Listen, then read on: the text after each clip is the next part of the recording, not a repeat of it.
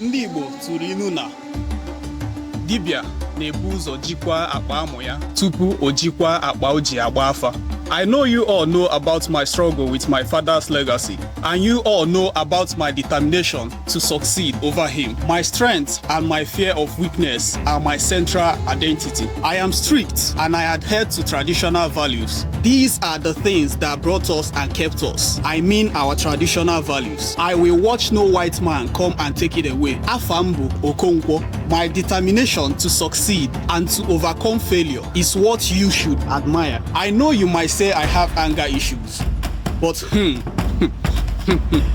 you all know I was banished for making a mistake. I took it upon me to stay my 7 years. I came back to my village to see that 40% of my village has been taken over by the white man.